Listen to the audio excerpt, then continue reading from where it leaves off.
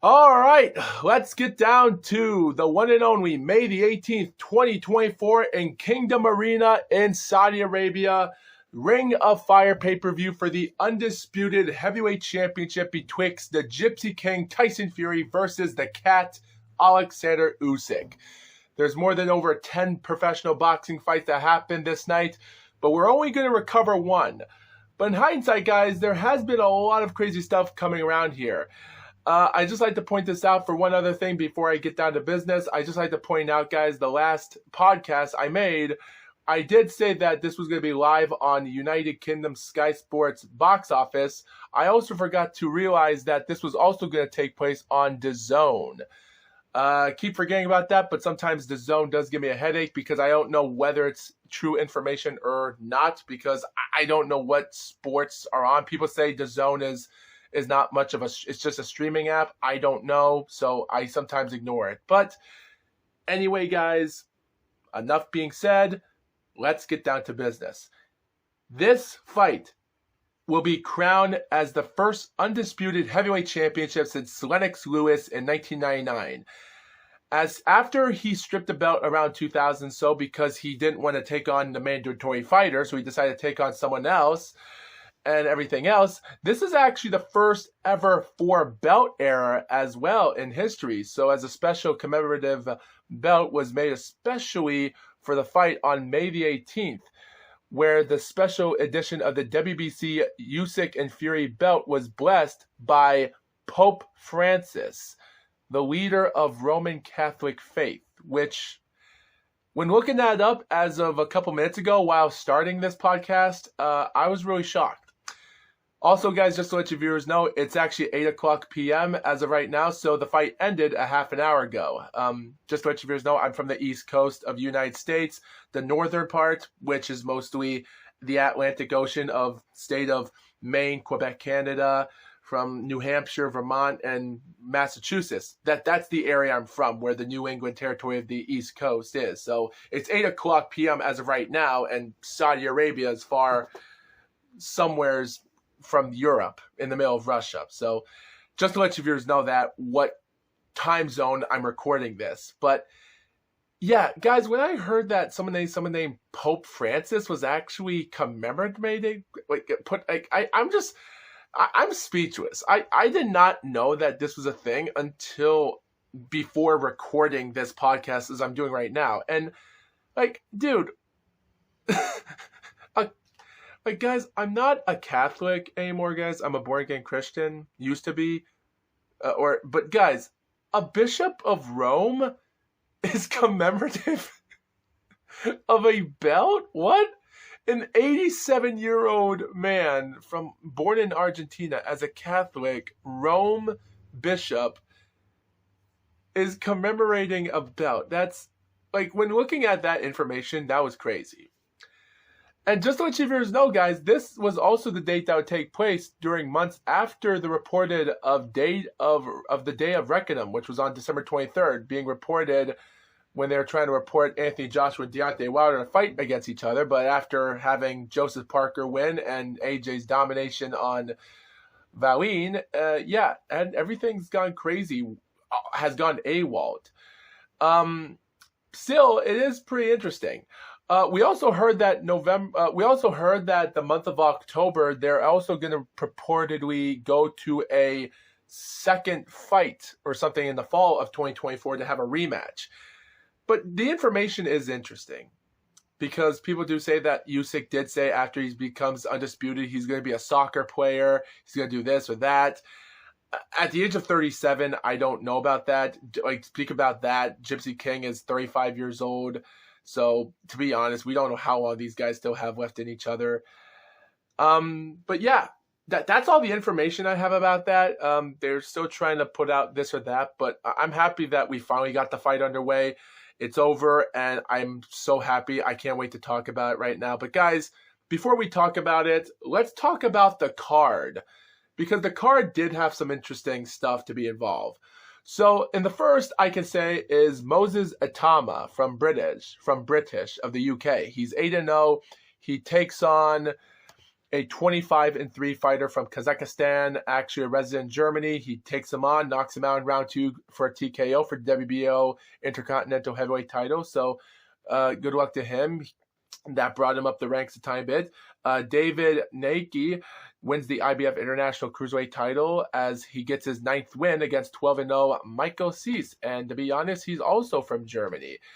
It is weird how all these German boxers are just not getting the proper run-in. And when looking up those 2 fights of German failing to win a fight, I was thinking to myself, oh no, Adjit Caballero's got it. He's not going to win. By the way, Daniel Lapine goes 9-0 to 10-0, defeating Octavio. Ooh, the cello from My Little Pony, I would say. He knocks him out in round 1 by KO. A lot better than Moses' second round KO. Even a lot better than David's 4-round TKO win. Isaac Lowe in his 10-round points decision win against Amadi. It was interesting. He bled. There was an interview. There was a time when Tyson Fury's father went up to him during an interview after the fight. So, interesting. But, guys, the best interesting fight I found all day that's more upsetting, the biggest upset win today, don't ignore Anthony Cacase in his win against Joe Cordina for the super featherweight title of the IBF. That was a shocking win. I did not expect Joe to lose that fight. But, yeah, round 8 TKO, that was interesting. But I think the most interesting win has to be Robin. This fight right here, Robin Sirwan from Sweden, living in Las Vegas, Nevada, defeats Sergey Kovalev.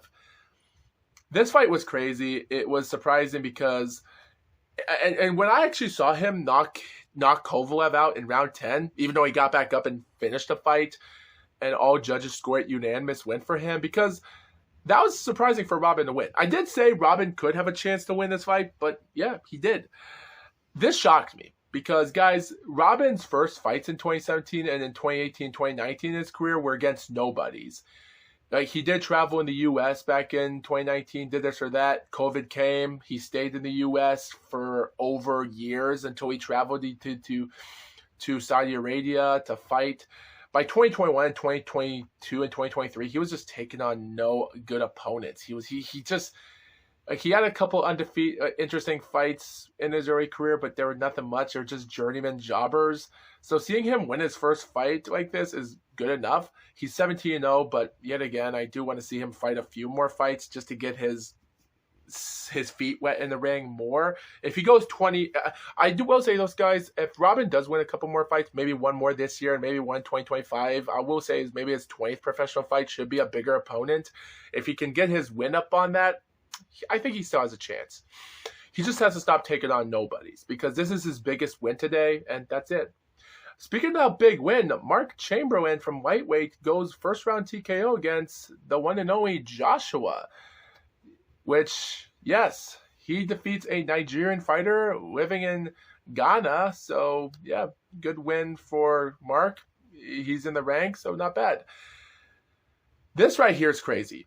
Jay Opataya wins his rematch win against Marius Briedis against a 4-time cruiserweight champion. If you don't count Marius Briedis winning the IBA belt in 2013, which I still count as a world title, so I say he's a 4-time champion. But yeah, seeing Jay win this belt back and such, that was a pretty good moment. Like Marius came back at the end, winning the final rounds in that fight, but it was just too little, too late. He did come back strong, so Jay does need more practice. But yeah, it was a good fight. But the last fight, guys, I like to talk about. Oh, man. Remember when I said about the first 2 fights I said German boxers just had the fall? Well, Agate came out of nowhere and proved himself. Guys, 2023 was both interesting for both Frank and Agate. Because after Agate was supposed to have a fight with Tyson in 2020, but then we had that controversy with him and Deontay Wilder, and they wanted a rematch for that.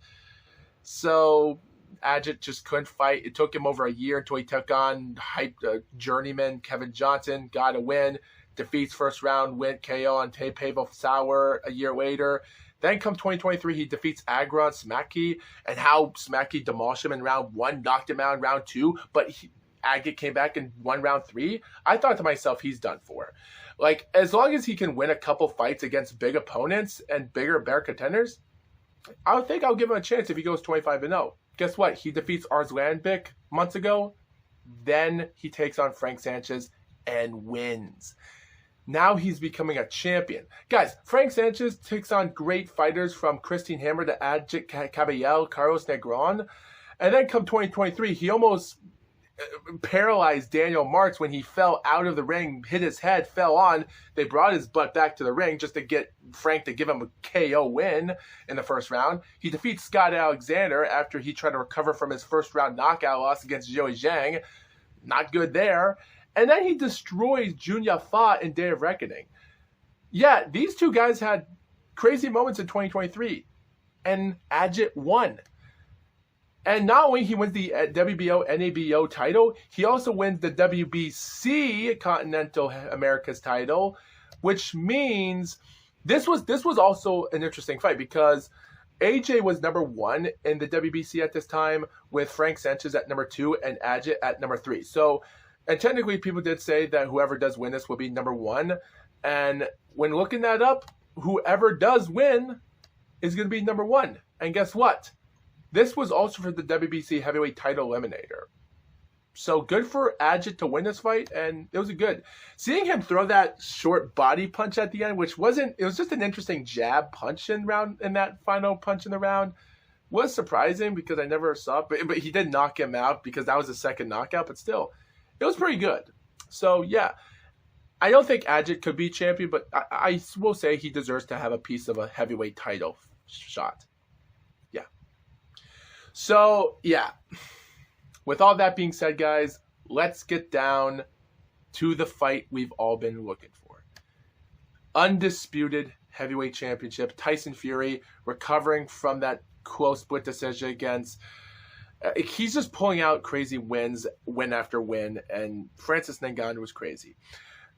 Usyk is trying to recover from that controversial low blow with him and Daniel Dubois, and then we come to this fight. It was a crazy fight, and by the way, as before I looked up on BoxRec, Usyk has 3,453 followers, while Tyson Fury has 3,797 followers on BoxRec. Usyk is number 1 in BoxRec, Fury number 3 in BoxRec. He was number 4 sometimes around the time, so yeah, we'll get to that later. This fight did have some interesting moments. And writing a lot of the stuff down is going to be interesting. I wrote a lot of information down.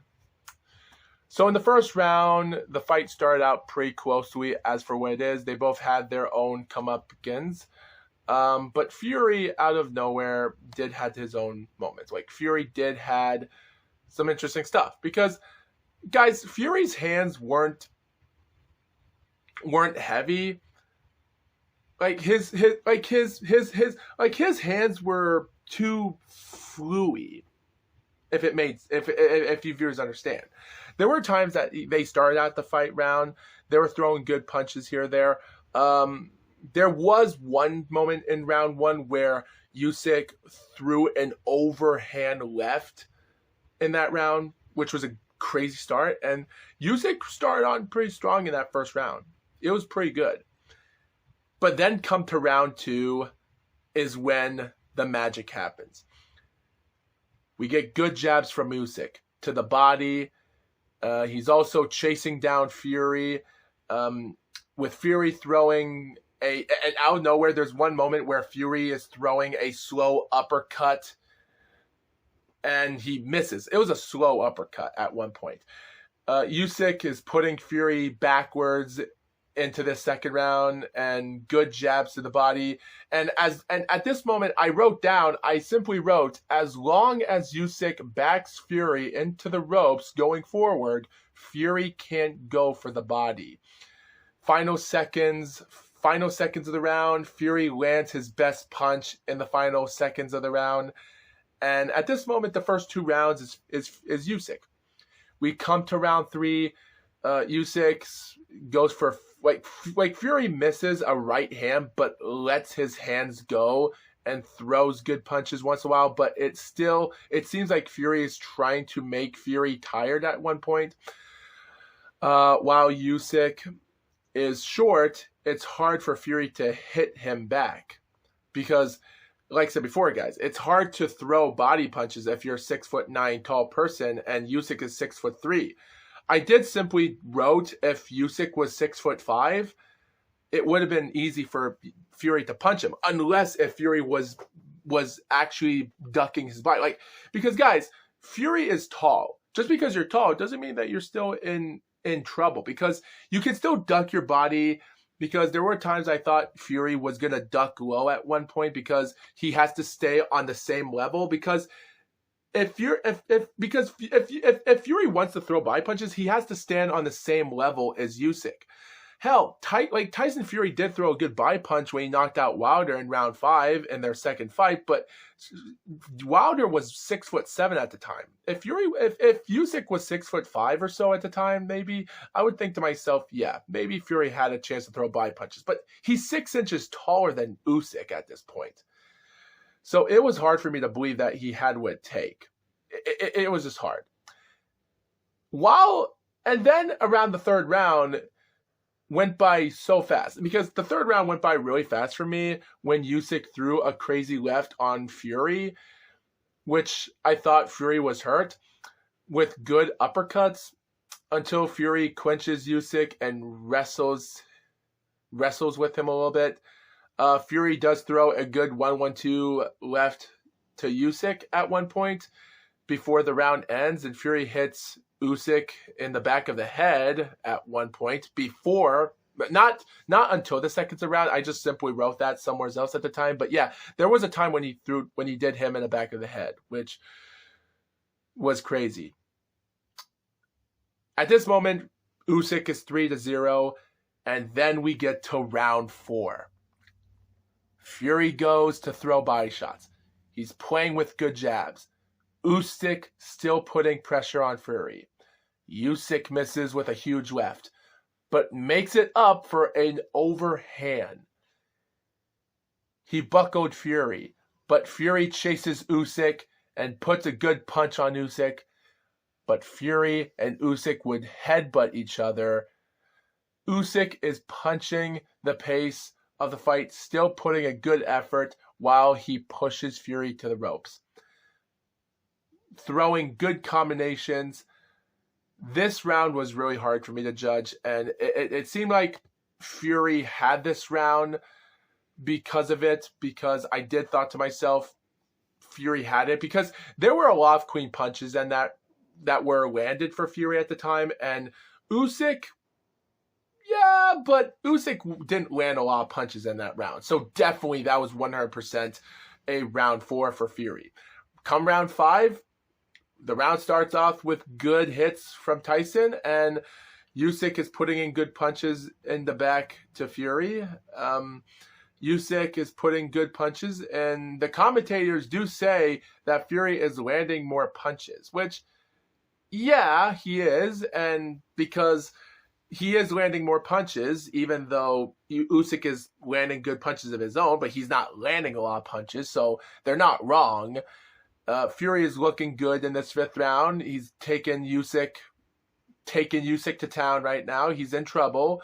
Fury throws good body punches. And as he's dominating this round, no comment was what I said when we were 1 minute and 20 seconds into this round with 1 minute 40 seconds left. I just said no comment, because what else could I say? There's nothing else I could say about this round. Fury is walking around feeling confident, like he's figuring out the distance. Fury is putting in the work on Usyk. Like, he's doing everything he's doing in this round. And he does it again in round 6. Round 6 had to be the better round for Fury, the best round of the night for him, because he's throwing good uppercuts. Usyk throws a good body once in a while, but throws another body punch after that, and both are throwing punches all over each other, but in the first 30 seconds, but then for the last 2 minutes of the round, Fury is throwing smooth uppercuts. He's like at this moment, he's reaching, like he's flicking, like Fury's flicking the wrist. He is reaching Fury, like Usyk is reaching Fury, but not throwing hard punches sometimes. Like Fury is throwing body shots and uppercuts. Usyk is running away. As I simply wrote Usyk is running away. Never saw him ran before in my life until now. That's what I wrote. I never saw Usyk ran before in any of his 21 professional fights until this fight, which that's what makes this round crazy. Come round 7 is when things started getting a little bit spicy. Fury, like, great jabs to start with Usyk in this round, but Fury's throwing great uppercuts and right hands. Usyk is landing punches, but Fury is whipping the punches as he's flicking in the 6th round. He's doing a good job. Usyk and Fury are throwing good punches, as I keep saying all the time. They're both slugging at each other. This round is becoming more closer. Usyk is finally landing more punches a little bit, but it seems like Fury is doing a good job because this is a close round, to be honest. I think Usyk won this round, but I might be wrong, so I gave Fury this round. I simply wrote because it seemed like Usyk won, but Fury won, so I gave Fury that round as well. So the score is now 4-3 after 7 rounds. If Fury can hold off and win maybe another round, a few more rounds or so, he can win this fight easily, depending on what the judges are scoring, because it seems like they're scoring more for Fury, and I don't think a lot of judges are scoring for Usyk. Come round 8, Usyk. At this moment, guys, after 7 rounds, it seemed like Fury found the mark. Fury found what he was looking for. He dominates round 4, 5, and 6. He barely wins round 7, in my opinion. So it seemed like he's into the fight. He's going to win. Well, come round 8, Usyk again starts the round off as he always does, but Fury is still throwing good punches. Usyk throws his own good body shots once in a while. I think Fury is in trouble at one point because Usyk tries to counter him and while he's trying to stand up straight, to stand as best as he could. And like I said before, guys, in those rounds, Fury was throwing and landing a lot of body shots. Like, he's trying to hurt Usyk because he knows that is his weak point. Usyk is doing the best he could until when Usyk tries to counter him, both Usyk throws an amazing, Usyk at this moment throws an amazing good punch to the chin. Both, in hindsight, guys, after 8 rounds of this moment, both Usyk and Fury have amazing chins. At this moment, I simply wrote both their chins are getting hurt because it seems like they really are hurting each other. Until when the round gets more interesting. Because you think yourself, Fury has this fight, until deja vu, what Otto Wallin once did to Fury when he got him bled hard. Guess what? Come round 8 is when the final minute of the round becomes an obvious win for Usyk. He throws an amazing punch, and then Fury's eye is broke. When I actually saw that, I thought it was his nose that was broken, but no, it was actually his eye. At that moment, it seemed like something was up. Usyk wins the round easily, and with 4 rounds left of the fight, it seemed like it was actually all downhill for Fury. Because, guys, as I said before, I do feel like Usyk always finishes the fight strong in every fight in his career. So at this moment, seeing Fury bleed in round 8 with 4 rounds to go, seemed like this was the end for him. We come to round 9.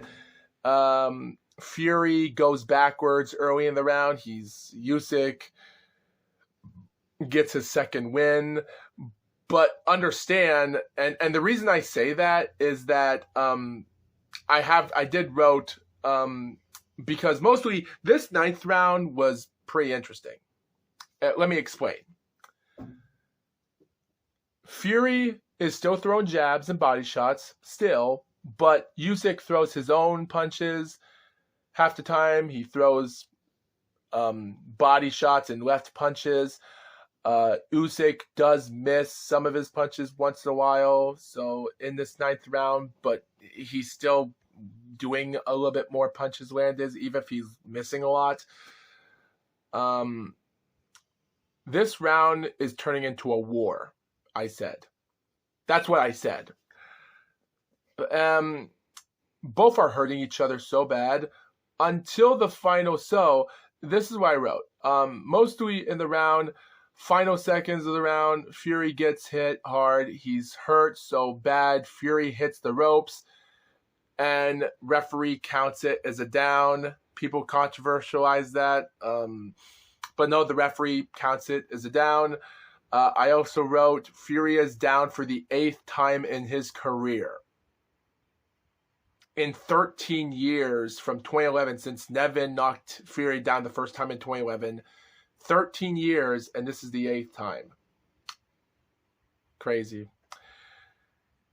Which means that this round is a 10-8 for Usyk, which means the score is not 5-4, it's 5-3.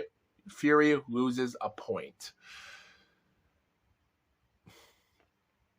And at that moment, and keep this in mind, guys, Usyk used up all his energy in that round until we get to round 10. Fury is fighting with all of his heart in the world, but Usyk is on his rear. He's on his rear end so much. The ref is looking at Fury like he's going to stop the fight at one point. Usyk is being careful, not attacking him that much because Fury is buzzed like crazy. He's running away from the ring. He's throwing good punches, but being careful.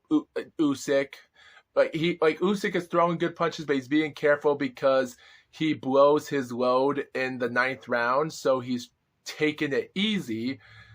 This was an easy round to score, as do the other rounds from round 8 to round 9 to round 10. Usyk wins this round as well. Come round 11, both fighters are tired. Like I said before, Usyk is still trying to recover from his round 9 moment with Fury, and he took it easy in round 10 because he doesn't want to use up all his energy yet. So he goes to round 11. Usyk is still doing an okay deal of work in this round. Fury is still throwing jabs, but Usyk chases Fury, throws a sneaky right. Fury does. And when I saw Fury threw, like when I say sneaky right, I really mean Fury threw the sneaky right. Like at one point, Usyk is chasing Fury, and out of nowhere, like in the 11th round, when I saw Fury threw that crazy, like when you watch the footage, you'll understand what sneaky right I'm talking about. It was crazy. And then the round ends, here. Usyk throws a crazy punch to the chin on Fury. He lands a good punch to the chin, a crazy chin punch. And it surprises me that the ref is making the clinches easy for both fighters in the ropes, because you know how many times Fury clinches a lot in the fight and puts their bodies in the rope. I didn't see a lot of that in this fight. But the times when I do see clinches and other moments in this fight, the referee keeps it together as best he could because he wants to make the fight competitive. So the ref is being really the ref is doing his best to keep the fight competitive and fair as best he could. Until when Fury threw a big punch while Usyk was taking it easy, until he threw a big left hand in the final seconds of the 11th round. At this moment, Usyk, this was actually pretty crazy because it seemed like Fury had his energy back in this round until we come to the 12th and final round. And the 12th and final round was like a parade of craziness. They show the jabs from Usyk, good left to the body, upstairs, Fury trying to get Usyk attacks, attacks him. Fury is holding and hitting him. Big left from Usyk. Fury pushing him while Fury pushes him off. Fury is now bleeding from both of his eyes, but Fury throws good rights with women 30 seconds left of the fight. Usyk is still chasing Fury down.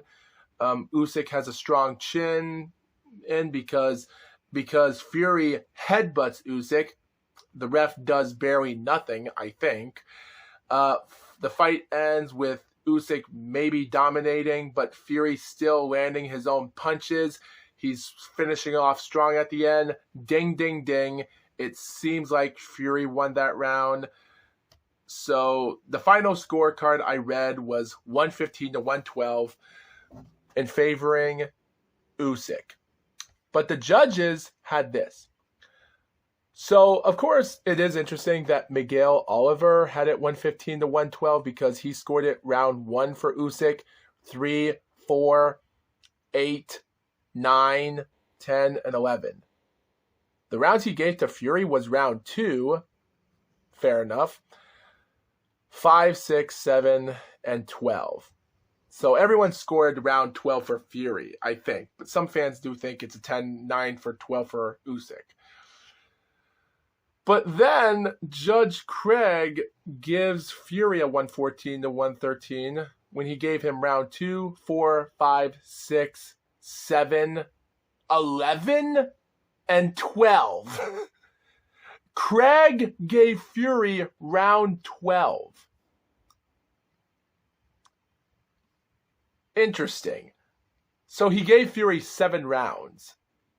But then referee Mike gives Usyk round 114 to round 113, giving him round 1, 2, he gave Fury from 3, 4, 5, 6, 7, and round 12, but round 8, 9, 10, 11 was for Usyk. So technically it was crazy. It's crazy that knockout in round 9 is what, like that knockout in round 9 is what made Usyk win this entire fight. That's crazy. A new undisputed heavyweight championship. And guys, I was born, just to let you viewers know, guys, I was born in August of 1998. I never witnessed an undisputed heavyweight championship in my life. Like, even though November the 13th, 1999, when I was only 1 year and a couple months old, when Lewis won the undisputed championship, I was even born before friggin' Jack Villeneuve became F1 championship as the first Canadian to win an F1 championship. And even to this day, I wasn't even born yet. And there hasn't been a Canadian champion since. So for me, not witnessing Lewis defeating Evander Holyfield in 99 for that championship, but now, as of 25 years after that, witnessing this moment here for Usyk and this whole undisputed fight, it made my heart and my soreness feel good. It felt my heart was pumping when they said that the second scorecard was 114 to 113 for Fury. My heart was pumping. I was scared. I made a comment on one saying, "Oh, Fury won the fight," because every time the second judge scores the other for Fury, of course they're going to say the third judge scored it for Fury. But no, thank God. The third score comes. Like the third score for Mike, he scores it, and then when the fight ended, my heart, the scorecards came in, Usyk won, like my heart felt better. My heart was pounding so amazing, but then I took a deep breath. I was happy. You just don't know how that gets into you. I was just happy. You just don't know how happy I was to just witness that. Usyk was crying. He's happy. We have a 4-belt undisputed championship. Also, Usyk, just like Evander Holyfield, he's also a 2-time undisputed as cruiserweight and undisputed heavyweight. So great for him. This was a great moment. This was a great moment, and I'm happy about it. It was amazing. By the way, guys, before I end the stream in about a couple minutes, I do like to say one thing. When I went to BoxRec about 5 to 7 minutes after the scorecards came in and all that stuff ended, I went to BoxRec, looked up the rankings. Usyk is number 3 in BoxRec, but Usyk is number 2. What? And AJ is number 1. I even have a screenshot of this as of right now if the rankings change back tomorrow, because I'm surprised that they have Usyk at number 2, as he's the greatest pound for pound of all time. I also went on to pound for pound on BoxRec, clicked on who's the greatest, and Terrence Crawford is number 1, obviously. And it also shows I couldn't find Ukraine Fire, because one day it said that it showed that Oleksandr Usyk was number 2 in the world, number 43 in pound for pound of all time. As of right now, he's number 53. And I tried to find Anthony Joshua, and he's number 43 instead. Yeah, I don't know what to say about that. I just don't know what to say. It's ridiculous. But yeah, do we have anything for pound in heavyweight? Not really, because there's a lot of other weight classes that are better than anyone else, with Naoya Inoue, Terrence Crawford, Saul Alvarez, Junto Nakatani, Artur Beterbiev. Yeah, like, there's a much good fighters out there that are in the pound for pound. Well, anyway, guys, that does it for the one and only pay-per-view of the Ring of Fire pay-per-view, May the 18th, 2024, guys. Congratulations to Oleksandr the Cat Usyk for his 22-0 win victory against Tyson Fury Undisputed Championships. Thank you, viewers, for watching this full podcast of the GLOAT podcast. Ladies and gentlemen, thank you for watching. Make sure you guys love this video for the heck of it. Like it just for the heck of it. And guys, comment on what I should do next just for the heck of it. And with that being said, guys, with everyone out there, I'll see you next time for the next GLOAT podcast, guys. And guys, I'm going to be setting up on doing UFC 2 as of later. And if your viewers are probably wondering, am I going to do the Zhou Zhang and Deontay Wilder?